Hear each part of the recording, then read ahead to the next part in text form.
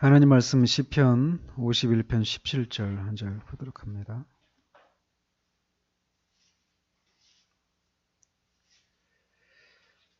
같이 읽겠습니다. 하나님께서 구하시는 제사는 상한 심령이라. 하나님이여 상하고 통회하는 마음을 주께서 멸시하지 아니하시리이다. 아멘. 우리가 지난주부터 상하고 통회하는 마음의 표지가 무엇인가에 대해서 살폈습니다. 지난주는 두 가지를 살폈죠. 하나는 지각이 있는 사람이다. 상한 심령은. 그래서 자기의 죄를 보고 느끼고 맛보고 듣고 이 오각이 영혼의 그 지각이 살아나서 그 죄의 실상을 지각한다라는 것입니다. 그리고 두 번째 표지는 그렇게 자기의 죄의 비참한 상황을 모두 지각하기 때문에 자연스럽게 그는 슬픔의 사람이 된다라고 말씀을 드렸습니다. 그래서 자신의 본성의 부패함과 그 부패한 본성이 선을 행하는 것을 강하게 저항한다는 사실, 그리고 부패한 본성에 따라 저지른 죄를 인해서 하나님의 마음을 아프게 해드렸다는 사실을 인해서 슬퍼한다라고 하는 것을 이렇게 살폈습니다. 오늘은 나머지 네 가지 표지들을 살펴보도록 합니다. 좀 늦게 시작해서 각오하십시오. 상하고 통회하는 심령을 가진 사람의 세 번째 표지는 그가 겸손한 사람이라는 것입니다. 자신 안에 있는 죄의 비참함을 자각하고 그것을 슬퍼하게 된 사람, 즉 마음이 상한 사람은 이제 하나님 앞에 한없이 겸손해집니다.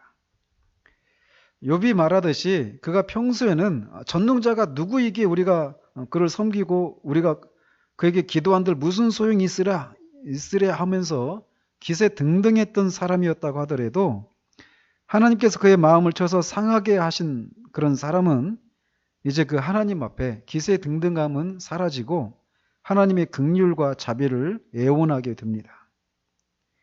다윗은 나단으로부터 자신의 죄를 지적받고 그 죄의 심각성을 인식하자마자 하나님이여 주의 인자를 따라 내게 은혜를 베푸시며 주의 많은 긍휼을 따라 내 죄악을 지워주소서라고 탄식하게 됩니다.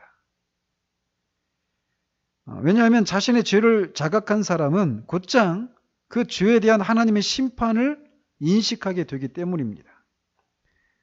그러나 그런 것을 인식하기 전까지 사람은 살아계신 하나님의 손에 빠져들어가는 것이 무섭다는 얘기를 아무리 들어도 잠시는 무섭다라고 생각을 하죠. 그러나 그 무서움을 어떻게든 해결해 보려고 하는 그런 모습으로는 나타나지 않아요. 아무 반응을 보이지 않는다라는 것이죠. 마치 그림 속에 들어있는 사자가 표효하는 장면을 보면서도 그 앞에서 웃고 떠드는 것처럼 자신의 죄를 자각하고 심령이 상하기 전에는 하나님의 심판에 대해서 무감각한 반응을 보일 뿐입니다. 사람은 비슷하게 이런 두려움을 불러일으킬 수 있어요. 사람이 설교자의 그런 타고난 어떤 설교를 통해서. 그러나 그것이 사람을 상하게 하는 데까지 가게 하지는 못해요. 결국 성령께서 그 말씀을 사용하셔서 그의 심령을 실제적으로 깨뜨리시는 일이 있기 전까지는 이런 모습을 보이지 않는다라는 겁니다. 그러나 그래서 그의 마음에 하나님이 상처를 내시면 그는 하나님의 심판을 극도로 두려워하기 시작합니다. 그러면 이제 하나님의 그런 자비를 구걸하게 된다라는 겁니다. 이처럼 하나님께서는 심령이 상한 사람의 교만함을 꺾으십니다. 그리고 그 심령이 상한 사람의 겸손함은 다음과 같은 측면에서 나타난다라고 번연히 말을 해요. 먼저는 일상의 삶에 대해서 감사를 표현하는 것을 통해서 그의 겸손함을 드러냅니다.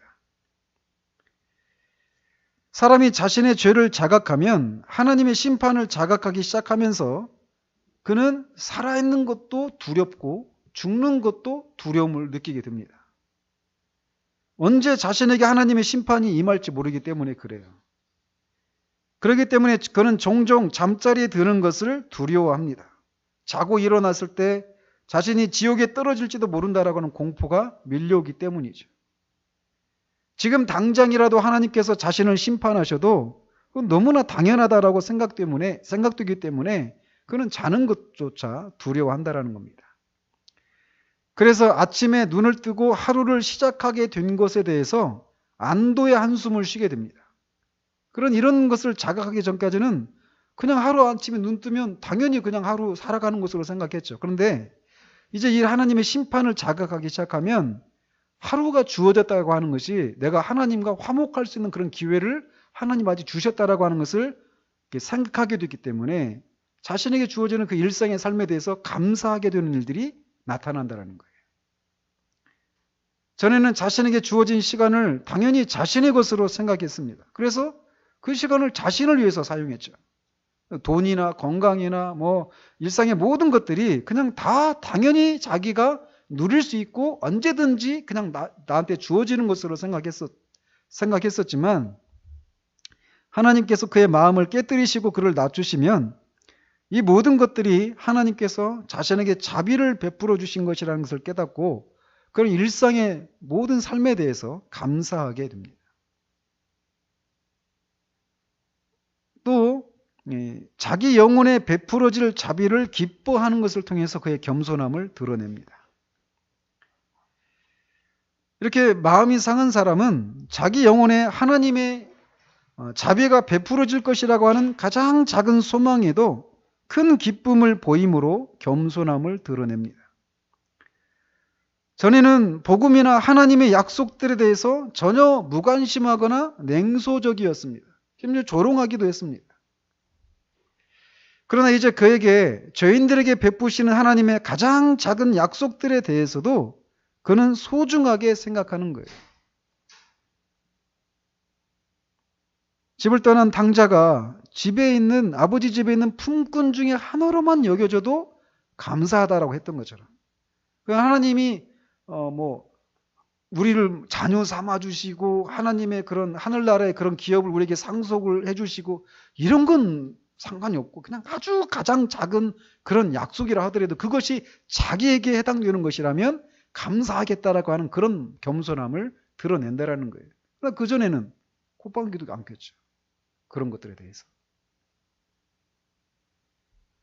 그러나 주인의 상에서 떨어지는 그 부스러기라도 내가 개라고 하더라도 그 개라도 그 주인의 상에서 떨어지는 그 부스러기를 먹는다라고 하는 그 수로보니게 그 여인처럼 자신에게 은혜의 부스러기만이라도 떨어진다 하더라도 그것으로도 나는 족하다라고 감사하다라고 하는 이런 겸손함을 드러낸다라는 것입니다. 또 이 자신을 낮추고 하나님의 백성들을 존경함을 통해서 겸손함을 드러냅니다. 마음이 상하기 전에는 멸시하던 하나님의 사람들을 향해서 겸손히 머리를 숙이고 그들을 존경하는 것을 통해서 겸손을 드러낸다라는 겁니다. 전에는 세상에 할 일 없는 사람들이었고 세상 물정도 모르고 시대착오적인 사람들이라면서 자신에게 복음을 전하기 위해서 다가왔던 사람들을 경멸했던 사람들이 이제 하나님께서 자신의 비참을 보게 하시고 그의 마음을 꺾으시면 그는 이제 자신이 소망하는 것들을 이미 누리고 있는 그 하나님의 사람들, 전에는 아주 아무것도 아니고 별것 아니라고 생각했던 그런 사람들을 향해서 존경하고 자신도 그들에게 속하고 싶어하는, 그래서 그들의 무리 중에 가장 작은 자리에 있다 하더라도 그렇게 그들에게 속하고 싶다라고 하는 그런 마음을 드러내게 된다라는 겁니다. 이것은 얼마나 극적인 변화입니까? 콧방귀도 안 끼던 사람이 마음이 깨뜨려져서 자신의 비참함을 보고 그전에는 정말 하찮고 별 가치도 없는, 별 중요하지도 않은 그런 사람으로 보였던 사람들이 어마어마한 것들을 누리고 있고 이미 정말 자기가 그렇게 소망하는 것들을 이미 다 누리고 있는 그런 모습을 볼 때 그 앞에서 머리를 숙이는 일이 일어나는, 얼마나 그런 극적인 변화들이 일어나는가라는 것이죠. 또 이 마음이 상한 사람은 자신의 무지를 솔직하게 인정하는 것을 통해서 겸손함을 드러냅니다.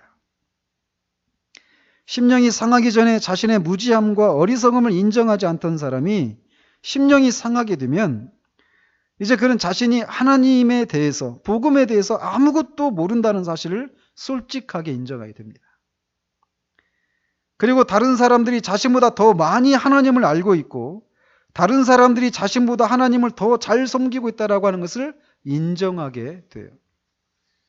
그전에는 그런 것을 그런 하나님에 대해서 복음에 대해서 알고 있는 것이 그게 큰 가치가 있는 것이 아니었어요. 그리고 그런 것들을 많이 알고 있다고 생각하는 사람들을 볼 때 그것을 소중한 가치로 알고 본 것이 아니라 그래서 그 가치 있는 것들을 많이 알고 있는 그 사람을 가치 있는 사람으로 인정하는 것이 아니라 그의 외적인 모습을 보면서 그냥 육체적으로 이렇게 판단했던 이런 사람들이 그 사람의 자신이 이제 자신의 비참함을 깨닫고 자신이 정말 그렇게 하나님에 대해서 복음에 대해서 얼마나 무지한가를 깨닫게 되고 나서는 다른 눈으로 그를 보게 된다는 것입니다. 또 그는 천국 백성 되는 것에 대해서 소중한 가치를 둠으로써 겸손함을 드러냅니다. 번연은 상한 심령을 소유한 사람을 이미 하나님의 백성이 된 것으로 간주합니다. 그 책을 보면. 그래서 상한 심령을 소유한 사람이 천국 백성 가운데 한 사람이다 이렇게 말하고 있어요.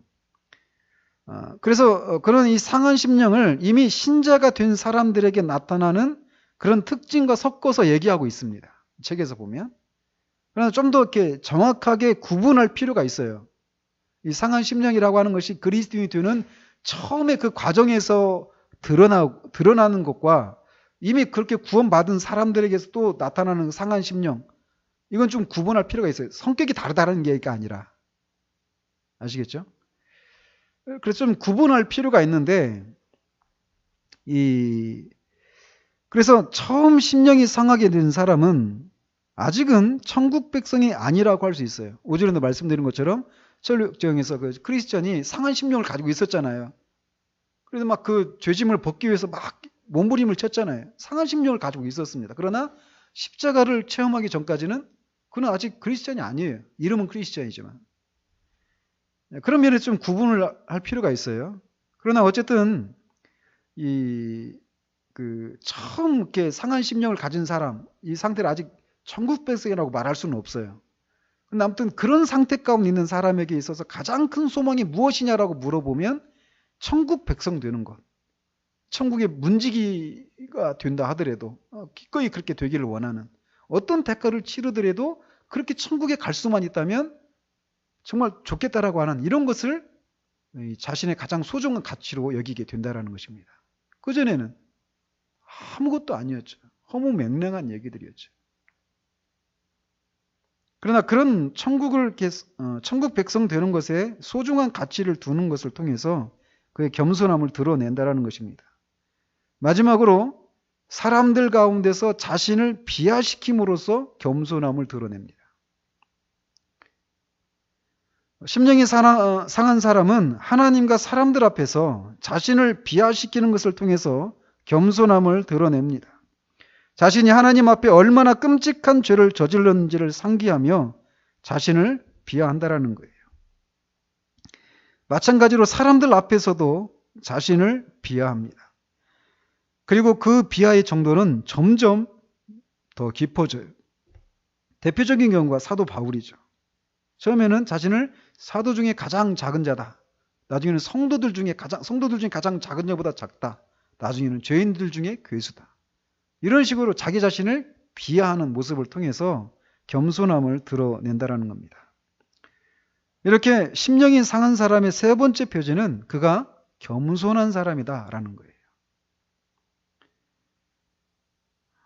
네 번째로 심령이 상한 사람은 자신의 영적인 가난을 아는 사람입니다. 겸손함과 마음이 상하는 것이 서로 묶여 있는 것처럼 가난함과 통회함도 같이 묶여 있습니다. 무릇 마음이 가난하고 심령에 통회하며 나의 말을 인하여 떠는 그 사람은 내가 돌보려니와, 이 말씀에서처럼 가난하고 심령에 통회하고 가난하고 심령이 통회하는 것과 연결되어 있다는 것입니다. 성경은 심령이 상한 자를 영적으로 가난하다라고 말하면서 그런 사람을 그렇지 않은 사람과 구별하기 위해서 두 가지 이름으로 그들을 부릅니다. 하나는 심령이 가난한 자, 또 주의 가난한 자, 이런 식으로 그들을 부른다라는 겁니다. 그래서 이런 사람들은 스스로 자기 자신이 가난하다라고 하는 것을 알아요. 그렇기 때문에 스스로 자신을 도울 수 없다. 내가 가난하니까 내가 처한 그 궁핍한 상황을 내 스스로 해결할 수 없다라고 하는 것을 안다라는 것입니다. 따라서 내가 가지고 있는 그 어떤 것으로 내 궁핍함을 해결할 수 없다라고 해서 알게 되면 어떻게 하겠습니까? 자연스럽게 다른 사람의 도움을 구하게 되잖아요. 그런 모습을 드러낸다라는 것입니다. 그래서 스스로 도울 수 없다라고 하는 것을 아는 그 영적으로 가난한 사람도 다른 사람들의 도움을 힘입고 살아가게 된다라는 것입니다. 그래서 먼저는 자신의 그 영적인 가난함을 인식하는데 그 중에 한 부분이 무엇이냐면 자신의 궁핍과 고통을 깨닫게 된다라는 거예요. 성령께서 말씀을 통해 역사하시면 사람은 지금까지는 몰랐던 자신의 가난함을 인식하기 시작합니다. 자, 이게 늘 우리 신앙 여정 가운데 있는 거예요. 그냥 우리가 성령께서 우리 안에서 그런 깨달음을 주시기 전까지는 우리는 늘 그냥 자기 만족에 살아갑니다. 몰라요. 내가 자기 만족 가운데 살아간다라고 그런 것조차도 인식하지 못한 채 그냥 살아가요. 근데 불현듯 성령께서 어떤 말씀을 그전에도 무슨 익히 많이 들었던 말씀들이에요. 그리고 뭐 정기를 읽으면서도 언제가 말씀드렸잖아요. 제가 이번에 최근에 어떤 책을 읽으면서 그전에는 그 책의 저자 입장에서 막 책을 읽었단 말이에요. 그러면서 막 마음이 뜨거워지고 이런 일들이 막 일어나기를 우리 교회 안에 이렇게 하면서 읽었는데 이번에 읽을 때는 거기서 지적하고 있는 사람들이 바로 저더라고요. 그러니까 그런 식이에요. 그러니까 성령께서 말씀을 이렇게 사용하실 때 불현듯 우리의 영적인 가난을 인식합니다. 그때서야 내가 아주 부유한 가운데 살고 있었구나. 그러니까 영적인 가난함을 인식하지 못하면 우리는 절대로 그런 갈증을 가지고 갈급함을 가지고 하나님을 찾고 하나님 은혜를 구하는 그런 행동을 하지 않습니다. 그래서 그렇기 때문에 성경은 이렇게 자기 자신의 가난함을 인식하지 못하는 마음의 상태를 마음의 부요함이다 이렇게 표현하는 거예요. 이미 배가 부른 사람 앞에 아무리 산의 진미가 차려져 있어도 거기에다 절대 배부른 사람의 숟가락 하나 되지 않죠. 그러나 며칠을 굶으면 아무 것이라도 먹으려고 할 것입니다. 마찬가지로 자신의 영적인 궁핍함을 인식하게 되면 그는 곧장 하나님의 은혜를 구하게 됩니다. 왜냐하면 지난주에도 말씀드린 대로 심령이 상한 사람은 자신의 죄의 비참함을 느낌과 동시에 하나님의 심판에 대한 두려움을 지각하기 때문에 그래요. 그래서 그렇게 심령이 상한 사람이 그래서 자신의 영적인 그런 가난함을 인식한 사람은 두 가지를 구하게 됩니다. 하나는 예수 그리스도와 그의 모든 은혜에 대한 권리와 자격. 그러니까 예수 그리스도의 그 은혜를 내가 그런 것을 누릴 수 있는 그런 자격과 권리를 가질 수만 있다면 이런 것을 구한단 말이죠. 그리고 또 하나는 그리스도를 향한 구원에 이르는 믿음을 소유할 수만 있기를 바란다는 거예요. 영적으로 부유한 사람은 이 두 가지 모두를 가지고 있는 사람입니다. 이 중에서 첫 번째 것, 즉 예수 그리스도와 그의 모든 은혜에 대한 권리와 자격은 우리를 천국에 들어갈 수 있는 권리를 제공합니다. 그리고 두 번째 것, 즉 그리스도를 향한 구원에 이르는 믿음은 천국의 위로를 주는 거예요. 하나는 천국에 들어갈 수 있는 권리를 주는 거고 하나는 천국의 위로를 주는 거란 말이에요. 이 두 가지를 구하게 된다라는 거예요. 누가? 영적으로 가난함을 인식한 사람이. 심령이 상한 사람은 이 두 가지가 바로 자신의 것이라고 하는 것을 느끼고 경험하기를 원합니다. 그러나 얼마나 많은 사람들이 이것을 원하는 마음이 자신 안에 생겼던 경험이 있었던 것을 말하면서 실제로 그것을 맛보아 아는 데 이르지 못하는 경우들이 많은지 모릅니다. 아까도 말씀드렸잖아요. 그 크리스천이 그런 소망을 막 가졌어요. 해석자의 집에서 복음의 그 영광스러움을, 그리스도가 어떤 일들을 하고 계시는지, 천국의 그 복들, 그것을 찾으려 갔다가 누리지 못하고 그 물러선 사람들의 그 비참함, 이런 것들을 보면서 경계심을 느끼고 또 막 그것을 자신은 그렇게 하지 않고 정말 누리기를 소원하는 마음을 가졌단 말이에요. 그러나 거기서 멈추면 실제로 갖는 건 또 별개란 말이에요. 근데 거기서 멈추는 경우들이 많다라는 거예요. 그건 아닙니다. 그것에 대해서 알고 그것을 소망하는 것과 실제로 그것을 누리는 것은 별개라는 거예요. 그래서 그런 것을, 이 두 가지 것을 이렇게 누리기를 원하는 그 갈망을 가진 사람을 성경은 가련하고 가난한 자가 물을 구하되 물이 없어서 갈증으로 그들의 혀가 마를 때에 라고 표현해요. 그야말로 타는 목마름이죠. 그래서 그것을 얻기까지는 그의 영혼은 결코 쉬지 못한다라는 겁니다. 심령이 상한 사람은 이렇게 자신의 궁핍함을 알고 타는 목마름으로 그것을 얻기까지 쉬지 않는 사람입니다. 그러나 그는 자신이 무엇이 궁핍한지를 알고 그것을 채우기 위해서 무엇이 필요한지도 알고 그것을 찾지만 그것을 자기 스스로의 힘으로 취할 수 없다라는 것도 알아요. 그를 막 추구해 나가는 과정 속에서. 그렇기 때문에 그의 심령이 더 가난해지는 거예요. 소망이 있는데, 갈망이 있는데, 막 그 목마른 사슴이 시냇물을 찾는 것 같은 그런 갈증이 막 있는데 그걸 스스로 찾을 수가 없다. 내가 얻을 수가 없다라고 하는 것을 보면서 소망은 있는데 성취될 수 없는 그 소망을 인해서 더 마음이 상하게 된다는 것입니다.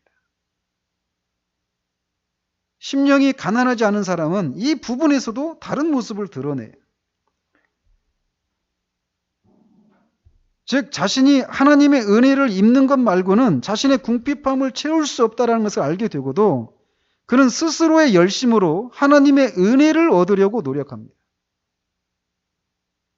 그러니까 자신이 스스로 노력해서 얻을 수 없다라고 하는 것을 모른다라는 거예요. 이것은 마치 아가서 8장 7절에서 사람이 그 온 가산을 주고 사랑과 바꾸려고 하는 것과 같은 행동입니다. 돈으로 사랑을 살 수는 없는 노릇이잖아요. 오늘날 이 타락한 세상에서는 돈으로 사랑을 살 수 있다고 생각하고 실제로 그렇게 보이는 모습도 있습니다. 그러나 그것은 실상 비열하고 저속하고 속물적인 사랑에 불과합니다.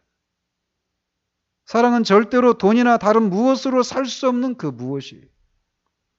마찬가지로 하나님의 은혜를 입는 것도, 그리스도의 은혜를 입는 것도 절대로 사람이 가진 그 어떤 것으로도 살 수 없는 것이, 그것은 오직 은혜로만 주어집니다. 그렇기 때문에 심령이 상하게 되는 거예요. 우리의 행위로 되어진다면 무슨 수를 써더라도 하겠죠. 그러나 무슨 수를 써도 얻을 수 없는 것이라는 거예요. 오직 은혜로 주신다라는 거예요. 근데 그 사실을 알게 될 때 어떤 사람은 막 짜증을 냅니다. 도대체 어떻게 하라는 거냐? 이 정도 했는데도 안 된다면 나보고 어떻게 하라고. 그러나 진짜 심령이 상해서 자신이 그렇게 하나님의 은혜를 덧입기에는 너무나도 무능력한, 자격이 없는 자신의 모습을 본 사람은 그 하나님의 은혜로만 주어진다는 사실 앞에서 마음이 더 상하게 되고 더 가난해지게 돼요. 그래서 그런 사람이 취할 수 있는 방법은 구걸하는 것밖에는 다른 방법이 없습니다. 심령이 가난하다고 하는 것은 바로 이것을 말해요. 사람이 거지 생활을 하기 위해서는 자신에 대한 모든 자존심을 버렸을 때 가능합니다. 마찬가지로 영적으로도 그래요. 자신에게는 자신의 영적인 가난함을 해결할 수 있는 가능성이 전혀 없다라는 것을 알았을 때, 그런데 외부의 가난함을 해결할 수 있는 가능성이 있다는 것을 또 알아요. 그럴 때 그는 무슨 수를 써서라도 자신의 가난함을 해결하고자 합니다. 그는 하나님을 향해서 거지처럼 하나님의 은혜를 구걸합니다. 이런 심령의 상태가 가난한 마음이고 그 사람이 바로 심령이 상한 사람이에요. 그런데 이 상한 심령이라고 하는 것은 하나님이 주신 선물이에요. 사람이 본래적으로 의지를 발휘해서 가질 수 있는 그런 마음이 아니라는 겁니다. 그럼 어떻게 하라는 거냐? 그러니까 그 은혜를 주신 하나님을 바라보게 되는 거예요. 하나님의 성령께서 역사하시기 때문에 주어지는 마음입니다. 그렇기 때문에 이 마음은 너무나 복된 상태예요. 그런데도 정작 마음이 상한 사람은 이 마음이 하나님이 주신 선물이고 하나님의 성령께서 역사주셔서 생긴 그런 마음에서 너무나 복된 마음이라고 하는 이 말씀을 가지고도 만족하거나 안심하지 못합니다. 왜냐하면 그 상태는 최종적인 해결을 보기 위해서 필요한 것이지 상한 심령 그 자체가 목적지는 아니기 때문이에요. 그렇기 때문에 상한 심령 안에는 아직 평안이 없습니다. 실제로 자신이 구하는 그리스도의 그 은혜를 취할 수 있는 자격과 권리, 그리고 그리스도에 대한 그 믿음을 자기가 갖기까지는 그 영혼의 상한 심령 안에는 평안이 없어요. 이렇게 마음이 상한 사람은 영적인 가난함을 인식하고 구걸 이외에는 다른 방법으로 자신의 가난함을 해결할 수 없다는 것을 깨달은 사람입니다. 자, 처음에 지각 있는 사람, 슬픔의 사람, 겸손한 사람, 그 다음에 가난함을 인식하는 사람이에요. 자, 다섯 번째로, 자, 이렇게 자신의 가난함을 깨달은 사람이, 구걸을 해야 될 사람이 어떤 행동을 취하겠습니까? 다섯 번째는 그런 고통을 인해서 울부짖는 사람이라는 겁니다. 고통을 느낀 사람은 울부짖게 되어 있어요. 이것이 상한 심령의 다섯 번째 표지입니다. 울부짖는 사람이라는 거예요. 고통을 느끼면서 만면에 웃음을 띠고 느긋한 사람은 없습니다. 그가 진짜 고통을 느끼면 그는 울부짖게 되어 있습니다. 먼저 그는 심한 고통으로 홀로 울부짖습니다. 성경은 이것을 스스로 탄식하는 것이다 라고 부릅니다. 그래서 은밀하고 한적한 장소에서 스스로 자신의 그 비참함과 고통을 인해서 탄식한다는 겁니다. 다른 사람은 물론이거니와 심지어 자신도 알지 못했던 죄악들이 자신 안에 가득하다라는 것을 인식한 사람은 고통을 호소하며 울부짖습니다. 자신이 얼마나 많은 시간을 낭비했는지, 지금까지 육체의 정욕과 마음이 원하는 대로 살아온 삶이 하나님을 대적하는 삶이었다는 것을 깨닫게 되었을 때 그런 죄로 인한 심판의 두려움으로 인해서 홀로 울부짖습니다. 억제할 수 없는 격정과 심한 상한 심령의 그런 번뇌는 그들을 종종 궁지로 몰아넣고 이와 같이 스스로 탄식하게 만든다라는 거예요. 그러나 자신의 그런 고통을 인식하고 그것을 인해서 홀로 울부짖는다고 해서 그 고통이 사라지지 않아요. 그럼 어떻게 합니까? 혼자 그 문제를 아무리 끙끙대고 울부짖고 울며불며 해도 그 고통이 사라지지 않을 때 사람들이 어떤 행동을 취합니까? 다른 사람을 찾잖아요. 그죠? 그래서 그는 이웃에게도 자신의 고통을 호소하면서 울부짖습니다. 한 사람이 회심의 과정에서 자신의 죄와 하나님의 심판을 인식하는 데서 오는 고통을 느끼기 시작하면 그를 두렵게 하는 것은 그것 자체가, 그 과정 자체가 전에 한 번도 겪어보지 못한 경험이기 때문에 심한 두려움에 사로잡히게 됩니다. 그 전에 누구에게서도 그런 것을 들어본 적도 없고 자신도 그것을 경험하지 못했기 때문에 그것 자체, 한 번도 경험하지 못한 것을 자신이 경험하고 있다라고 하는 그 자체로도 그는 두려움을 느끼게 된다라는 거예요. 그렇기 때문에 그는 자신이 느끼는 고통을 이해해 줄 만한 사람에게 호소하면서 이웃에게도 자신의 고통을 호소하고 울부짖게 된다라는 겁니다. 그는 그 사람이 평소 자신이 무시했던 사람이라고 하더라도 그가 자신에게 자신이 느끼는 고통을 이해하고 답을 제시해 줄 수 있다고 판단되면 모든 자존심을 버리고 그에게 매달리면서 자신의 고통을 호소합니다. 아까도 겸손함을 드러내면서 하나님의 먼저 자기가 찾고 있는 것들을 누리고 있는, 평상시에는 콧방귀도 뀌지 않고 무시했던 그런 사람들을 이렇게 붙잡고 그에게 이렇게 머리를 숙이는 그런 겸손함을 드러낸다고 그랬잖아요. 이렇게 그런 사람들에게 막 울부짖는 거예요. 자신의 고통을 인해서 호소하고 울부짖는. 번연은 이런 상태에 있는 한 여인의 얘기를 소개하고 있습니다. 번연이 그 여인을 방문했을 때 어떻게 지냅니까? 이렇게 질문하니까 요즘 아주 힘들게 지낸다. 이렇게 대답을 했다고 그래요. 그러니까 왜 그러냐 하면서 이렇게 저렇게 막 물어보는데도 그것 때문에 그렇게 힘든 게 지내는 게 아니다 라고 말하면서 이렇게 대답을 했다고 합니다. 그리스도와 물주전자 하나만 가질 수 있다면, 만일 내가 그리스도를 소유하고 있다면 비록 내가 물주전자를 하나 들고 돌아다니며 빵을 구걸해야 하는 처지일지라도 지금 내가 처해 있다고 생각하는 형편보다는 더 나을 것입니다. 바로 그런 여인의 마음이 상한 심령이라는 거예요. 그녀의 울부짖음에는 자신의 결핍에 대한 인식뿐만 아니라 그리스도에 대한 인식도 동시에 담겨져 있습니다. 자신의 그 결핍을 그리스도가 해결해 줄 수 있다라고 하는 그런 인식도 같이 있는 거예요. 그래서 그녀의 울부짖음의 내용은 자신이 모든 것을 잃어버린다고 해도 영혼의 구원을 받을 수만 있다면 좋겠다라고 하는 것이에요. 그런데 이런 식으로 울부짖는 여인들이 거의 없다고 번연이 말합니다. 그 시대에 그랬다라면 오늘날은 더 그렇죠. 실상 오늘날 교회 안에서 이런 것이 무엇인지 모른 채 구원을 받았다고 생각하는 사람들이 참으로 많은 것을 봅니다. 우리 요즘 교회에서 많이 부르는 당신은 사랑받기 위해 태어난 사람, 그런 찬양이 있죠. 이것이 오늘날의 세태를 말해주는 것입니다.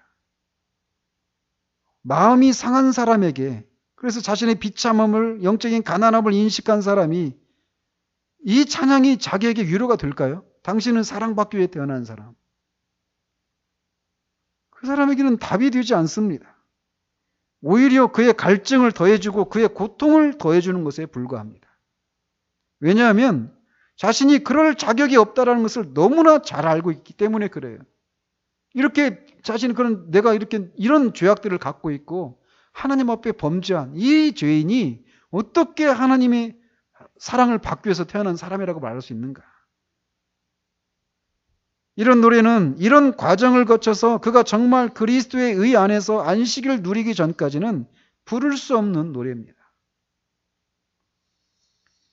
그제서야 그는 자신을 향한 하나님의 사랑이 자신이 구원을 받았다고 하는 것을 인식할 때 시작된 것이 아니라 영원 전부터 시작된 것이었구나라고 하는 것을 깨닫고 그제서야 그 노래를 부를 수 있는 거예요. 그런데 오늘날 그런 식으로 불리냐고요, 이 찬양이. 그렇게 불리지 않아요. 찬양 하나에도 이 세태가 어떤 세태인지를 우리는 알 수 있습니다. 아무튼 마음이 상한 사람은 자신이 겪는 고통과 두려움을 혼자서 감당할 수 없어서 자신의 이웃에게도 호소하면서 울부짖습니다. 부흥의 시기에 보면 목회자들이 이렇게 자신의 그 가난함을 깨닫고 고통하면서 울부짖고 호소하는 이런 사람들, 그런 사람들을 상담해 주는 일이 목회자들의 일과 중에 하나였어요. 저는 우리에게도 이런 일들이 일어나기를 바라요. 정말 자신이 지금 겪고 있는 그 상황이 어떤 상황인지를 처음 겪기 때문에 얼마나 두렵겠어요. 저도 처음 그 죄에 대해서 하나님 성령께서 막 인식하게 하셨을 때 얼마나 두려웠는지 모릅니다. 저도 막 그랬어요. 같이 그때 필리핀에서 있었던 일인데 그때 같이 살던 어떤 전사님한테 막 얘기를 막 했어요. 막 그 얘기하면서 너무 무서워서 울면서 막 얘기하고 막 그랬던 기억이 있습니다. 이렇게 마음이 상한 사람은 홀로 호소하면서 고통을 호소하면서 울부짖고 더 나아가 이웃에게도 자신의 고통을 호소하면서 울부짖습니다. 그러나 더 나아가서 그는 하나님께도 울부짖습니다. 해마는 시편 88편에서 자신의 영혼에 재난이 가득하고 자신의 생명이 수월에 갖고 왔다는 것을 느꼈을 때 여호와 내 구원의 하나님이여 내가 주야로 주 앞에서 부르짖어 싸우니라고 말합니다. 요나도 물고기 뱃속에 있을 때 내가 스올의 뱃속에서 주께 부르짖어 쌉더니라고 그렇게 기도합니다. 어린 자녀가 다치거나 어떤 고통을 느낄 때 그들의 부모에게 달려가서 그 고통을 호소하는 것처럼 심령이 상한 사람도 자신의 고통을 하나님께 부르짖게 되어 있습니다. 다윗은 여호와여 나의 뼈가 떨려오니 나를 고치소서 나의 영혼도 심히 떨리나이다 라고 말합니다. 이렇게 마음이 상한 사람은 자신의 고통을 하나님께 호소하며 울부짖습니다. 그래서 번연은 단도직입적으로 이렇게 말을 해요. 부르짖을 수 없는 사람은 아무런 고통을 느끼지 않는 사람이든지 아무런 결핍을 깨닫지 못하고 있는 사람이든지 아무런 위험도 두려워하지 않는 사람이든지 그것도 아니면 죽어 있는 사람이다. 오전에 말씀드렸죠. 성령께서 죄를 자각하게 한 사람에게 기도하십시오 이렇게 말할 필요가 없어요. 그는 이미 기도하고 있습니다. 울부짖고 있어요. 하나님을 향해서 울부짖는 것은 훈련을 통해서 배우는 것이 아닙니다. 자신의 비참함을 인식한 사람은 너무나 자연스럽게 하나님께 울부짖게 되어 있어요. 그 누구한테 상담받아서 그런 경우는 울부짖어야 돼 이렇게 말을 듣고 울부짖는 게 아니라니까요. 그냥 자신의 영혼의 비참함을 깨달으면 그냥 울부짖게 되어 있습니다. 살려달라고, 불쌍히 여겨달라고. 하나님만이 자신의 그 비참함과 고통에서 건져주실 수 있는 분이기 때문에 그래요. 이런 면에서 저는 기도에 대한 우리의 태도는 우리의 심령이 지금 어떤 상태인지를 말해주는 매우 중요한 지표라고 생각합니다. 여러분이 장례식장에 가보면 사랑하는 사람을 떠나보낸 사람들이 슬피 우는 모습을 보게 될 것입니다. 그런데 사람마다 우는 모습이 다양해요. 어떤 사람들은 막 인사불성이 될 정도로 울부짖습니다. 특별히 그 죽음이 억울할수록 울부짖음은 거세기 마련입니다. 그런데 대체적으로 자신의 감정을 잘 컨트롤하는 사람들은 점잖은 방식으로 웁니다. 그러나 점잖은 방식으로 운다 하더라도 겉으로 드러난 모습은 이렇게 비록 점잖고 절제된 모습으로 울어서 큰 소리를 막 인사불성이 들 정도로 막 그렇게 울부짖는 그런 모습은 아니라 하더라도 그 사람에게서는 그게 울부짖음이라고 하는 것은 분명합니다. 저는 성령께서 자신의 비참함을 깨닫게 하는 사람들에게서 한결같이 격렬한 방식으로, 그래서 때로는 정신을 잃을 정도로 울부짖어야 된다라고 말하지 않아요. 종종 부흥의 시대에는 그런 일들이 있었거든요. 웨슬리의 그 집회 현장 가운데서 주의 그 비참함을 깨달았을 때 막 감정적으로 너무 흥분해가지고 기절하는 사람들이 막 있었습니다. 그리고 웨슬리는 그것을 장려하기도 했어요. 휘필드나 에드워즈 같은 분들은 그런 걸 절제했죠. 거기에 사탄의 그런 개인의 어떤 인간의 그런 감정적인 그런 요소들이 개입할 수 있기 때문에.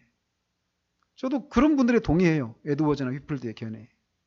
그래서 제가 하나님께 울부짖는다, 자신의 비참함을 깨닫고 울부짖게 된다고 할 때 막 그냥 격렬한 방식으로 울부짖어야 된다, 이걸 말하고 있는 게 아니에요. 그러나 그가 정말 하나님께 울부짖는다면 그것은 옆에 있는 사람도 그것을 알아요. 그게 정말 울부짖는지 아닌지를 안다라는 것입니다. 몇 번을 얘기했지만 위급한 상황에서 평상시처럼 평정심을 유지하면서 바르고 옳은 방식으로 기도할 수는 없어요. 그의 기도는 절박함이 있고 울부짖는 요소가 있습니다. 이렇게 마음이 상한 사람은 울부짖는 사람이에요. 스스로, 이웃에게, 하나님을 향해서. 마지막으로 마음이 상한 사람의 표지는 하나님의 말씀을 인해서 두려워 떤다라는 겁니다. 물은 마음이 가난하고 심령에 통회하며 나의 말을 인하여 떠는 자, 그 사람은 내가 돌보려니와. 번연은 하나님의 말씀을 인하여 떠는 사람들 위에는 뚜렷한 증거가 있다고 말을 합니다. 그것은 경건한 사람들 가운데 계속 거하는 것이라고 말을 해요. 경건한 사람들은 항상 정도에서 벗어나지 않고 하나님께서 진노하실 때 애통하며 자신이 몸소 그 진노를 막아내고 하나님의 진노를 백성으로부터 돌이키는 경향이 가장 많은 사람들이라고 말을 합니다. 이렇게 마음이 하나님의 말씀을 인해서 떨고 하나님의 말씀을 두려워하고 그것을 경외하고 있다라고 하는 것은 하나님께서 그 사람의 마음에 좌정해 계시고 강력하게 역사하셨다라고 하는 증거이기도 합니다. 그러면서 몇 사람의 얘기를 이렇게 거론하고 있는데, 예를 들어서 보디발의 아내가 동침하자고 유혹했을 때 요셉은 하나님의 말씀을 두려워해서 내가 어찌 이 큰 악을 행하여 하나님께 죄를 지으리까 라고 했습니다. 그는 하나님의 말씀을 거역하고 반항하는 것이 얼마나 무시무시한 일인지 기억하고 있었기 때문이에요. 또 엘리 제사장이 블레셋에게 법궤를 빼앗겠다는 소식을 들었을 때 그의 마음이 그 안에서 떨렸다라고 말하고 있습니다. 왜냐하면 그가 비록 영적으로 아직 이제 그 희미한 그런 상태 가운데 있었던 상황이었음에도 불구하고 법궤를 빼앗겠다라고 하는 것이 하나님께서 이스라엘 향해서 진노하고 계시다라고 하는 것을 의미한다라고 하는 것을 알고 있었기 때문에 법궤를 빼앗겠다는 소식에 그 마음이 그 안에서 떨렸다라고 말하고 있는 거예요. 또 사무엘이 하나님이 이새의 아들에게 기름 부으라는 명령을 받고 베들레헴에 찾아갔을 때도 그 마을의 장로들은 다 두려워 떨었습니다. 왜냐하면 사무엘이 자신들에게 하나님으로부터 어떤 슬픈 메시지를 전하라고 하셨기 때문에 온 것이 아닌가라고 생각했기 때문이에요. 왜냐하면 전에도 사무엘을 통해서 하나님께서 이스라엘 백성들을 향해서 심판의 메시지를 전한 적이 있거든요. 그래서 그런 말을 전하는 사무엘이 왔을 때조차도 두려워 떨었어요. 혹시 그에게 하나님이 그런 말씀을 전하라고 하시지는 않았을까라고. 이렇게 하나님의 말씀을 인하여 두려워 떨고 그것을 거스르는 것을 두려워하는 사람들만이 하나님의 말씀을 자신의 영혼 안에서 경험하고 있는 사람들입니다. 그러나 하나님의 말씀이 무엇이든지 그것을 개의치 않는 사람들이 있습니다. 바벨론에 의해서 이제 멸망을 당하고 살아남은 이스라엘 백성들이 있었는데 그들이 애굽으로 도망가려고 하다가 예레미야를 만났어요.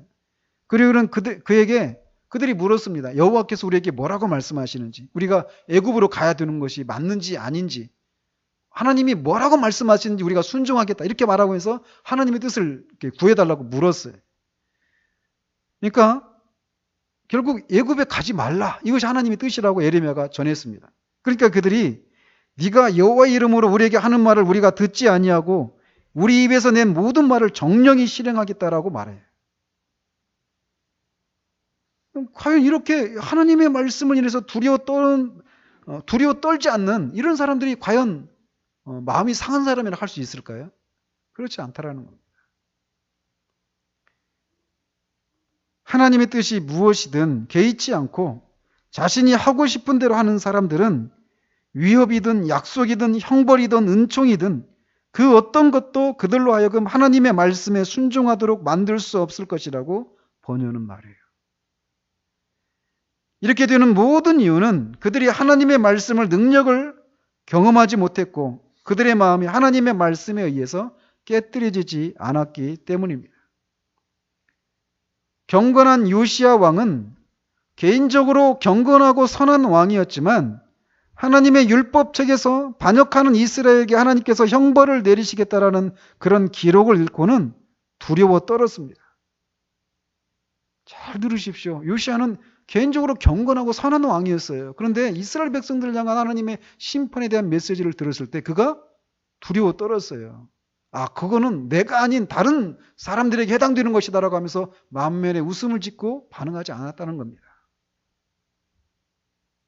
그는 하나님의 말씀이 얼마나 두려운 것인지를 알기 때문이었어요. 그래서 제가 오전에 말씀드리잖아요. 정말 이 성령께서 우리 안에서 역사하시면 그 사람에게서 나타나는 두드러진 특징 중 하나가 뭐냐면 진지함이에요. 진지함이 있다라는 거예요, 신앙에는. 그것이 구원의 조건은 아니지만 성령께서 역사하실 때 그런 요소가 분명히 있습니다. 하나님의 말씀의 능력을 경험한 사람은 자신의 모든 선택과 행동에 대해 하나님의 말씀을 기준으로 판단합니다. 그러나 말씀의 능력을 믿지 않고 경험하지 못한 사람은 자신의 뜻대로 살아요. 그들에게 하나님의 말씀은 아무런 의미가 없습니다. 그러나 하나님의 말씀에 기록된 대로 하나님은 반드시 죄를 심판하시고 죄에서 돌이켜 회개하지 않으면 반드시 심판이 임하게 된다는 것을 믿는 것 때문에 마음이 상하게 돼요. 그렇기 때문에 그 사람이 마음이 상한 사람인지 아닌지는 하나님의 말씀을 인해서 떠는 것이 있는지 없는지에 의해서도 알 수 있는 거예요. 당장 이 말씀, 이런 심판에 대한 메시지들, 죄를 반드시 심판하신다라고 하는 이런 메시지를 들을 때 그 자리 가운데서는 두려움으로 반응할 수 있습니다. 그러나 이것이 그냥 그 자리에서 그쳐버린다라면 그런 마음이 상한 사람이라 할 수가 없어요. 마음이 상한 사람은 그 상함이 안에 평안이 찾아오기까지 그리스도의 그 의가 자기의 것이 되고 그리스도를 믿는 믿음이 자기의 것이 될 때까지 결코 그는 쉬지 않아요. 어제도 말씀드렸잖아요.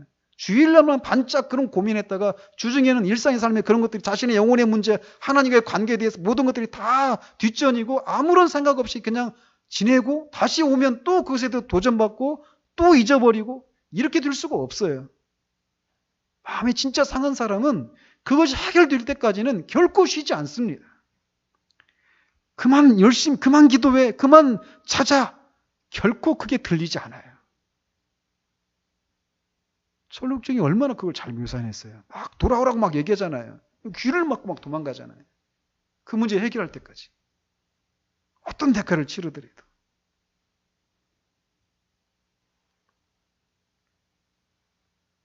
하나님의 성령께서 죄를 깨닫게 하실 때 하나님의 말씀은 그야말로 모든 것이 생생하게 다가옵니다. 그전에는 아무런 두려움을 느끼지 않고 읽었던 그런 성경이 이제는 엄청난 두려움을 가지고 다가와요. 성경을 읽으면 읽을수록 죄책감과 심판에 대한 두려움이 더 커져갑니다. 그렇기 때문에 그 말씀에 의해서 정죄를 당하고 있는 자신의 상태를 인해서 그는 마음이 더 상하게 돼요. 여러분 주위를 한번 살펴보십시오. 그리고 지금까지 여러분들이 지나왔던 교회들이 있었던 그런 사람들을 보십시오. 얼마나 많은 사람들이 지금까지 살펴본 것들과 같은 표지가 있는지. 죄를 자각하는, 또 슬프고 겸손하고 영적인 가난함을 인식하고 또 울부짖고 하나님의 말씀에 의해서 떠는, 이게 상한 심령을 가진 사람의 표지예요. 이런 모습을 갖고 있는 그런 그리스도인들이 교회 안에 얼마나 많은지.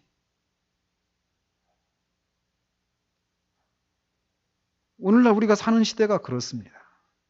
모든 것이 어그러지고 굽어져 있어요. 그런데 그런 속에서 누군가가 성경대로 죄를 자각할 수 있도록 죄에 대해서 설교하기 시작하면 죄를 자각하고 하나님의 심판에 대한 두려움과 스스로 심판에서 벗어날 수 없다는 것에서 오는 자기 절망에서 오는 상한 심령이 생겨나게 됩니다. 물론 성령의 역사라고 하는 것이 반드시 있어야 되죠. 그래서 그는 자신이 구원을 받았다라고 하는 것을 확인하기까지 쉬지 못해요. 저는 이것이 우리 교회 안에서 일어나기를 바랍니다. 이런 과정은 오전에도 말씀드렸지만 목사가 되기 위한 사람에게나 일어나는 일이 아니에요. 회심에 관한 이야기들을 읽어보십시오. 어린아이의 회심 이야기든지 청년이든지 노년에게서 일어나는 일이든지 또 그 사람이 정말 불안당 같은 사람이든지 그 사람이 귀족이나 매우 높은 수준의 도덕과 교養과 지식 수준을 갖춘 사람이든지 지독한 무신론자든지 회의론자들이든지 자신의 감정을 잘 통제하는 사람이든지 그렇지 못한 사람들이든지 그들이 누구라 하더라도 성령께서 죄를 처음 자각하게 하시면 그들은 상한 심령을 공통적으로 드러냅니다. 기질의 문제가 아니라는 거예요. 자기의 삶의 배경의 문제가 아니라는 것입니다. 성격의 문제가 아니에요. 제발 이것을 몇몇 특별한 은혜 체험을 한 사람들의 특수한 경험이라고 하면서 자신에게 이런 것이 없는 것을 정당화하고 합리화하지 않아야 합니다. 이것이 없다면 자기는 구원받은 사람이 아니에요. 잘 보십시오. 죄를 지각하는 사람입니다. 슬픔의 사람이에요. 겸손한 사람입니다. 영적인 가난을 인식하는 사람이에요. 구걸이라도 하고 싶은, 그리고 울부짖는 사람이에요. 또 하나님의 말씀을 인해서 떠는 사람입니다. 이게 마음이 상한 사람이고 구원받은 사람들에게 있는 모습이에요. 이 상한 심령이 아니면 그리스도를 붙잡지 않습니다. 우리에게 이런 것들이 처음 구원받을 때만이 아니라 이후에도, 구원받은 이후에도 우리는 끊임없이 이 상한 심령을 유지할 수 있어야 돼요. 그러기 위해서 우리는 끊임없이, 뒤에서도 살펴보겠지만, 은혜의 이 방편들을 열심을 내서 활용해야 됩니다. 장사 없다니까요. 금방 우리가 부유해집니다. 금방. 우리 안에 이것이 늘 유지되어져서 정말 하나님과 그런 생생한 그런 교제를 누리는 그런 기쁨들이 우리 가운데 늘 있기를 바랍니다. 기도하겠습니다. 하나님 아버지, 마음이 상한 사람이 갖고 있는 6가지 표지를 오늘까지 해서 다 살펴보았습니다. 자기의 죄를 지각하는 사람, 그것을 인해서 슬퍼하는 사람, 그리고 겸손해지고 자신의 영적인 가난을 인식해서 구걸이라도 해서라도 그 결핍을 채우고 싶은 사람, 그래서 하나님께 정말 울부짖는 사람, 그리고 하나님의 말씀을 인해서 떠는 사람, 이 사람이 바로 심령이 상한 사람이라고 하는 것을 우리가 살펴보았습니다. 하나님, 정말 자기 즐거움에 빠져서 타락한 이 시대 가운데 하나님, 정말 이렇게 심령이 상한 사람을 찾기가 쉽지 않은 그런 시대를 살아가고 있습니다. 하나님, 시대가 어떠하든지 우리가 성경에서 말하는 대로 이 상한 심령을 늘 견지하고 하나님 앞에서 살아있는 그런 신앙을 유지하며 살아갈 수 있도록 주님 우리를 붙들어 주시옵소서. 우리 교회 안에서 또 이제 이걸 가지고 성경 공부할 때 주의 성령께서 참으로 역사해 주셔서 하나님, 아직 이것이 무엇인지를 모르는 사람들의 심령을 깨뜨리시고 정말 저들에게서 이 상한 심령이 무엇인지를 알고 자신의 영혼의 구원을 위해서 정말 하나님께 구걸하며 울부짖으며 나아가는 그런 일들이 일어날 수 있도록 주님 역사해 주시기를 원합니다. 예수 그리스도 이름으로 기도합니다. 아멘.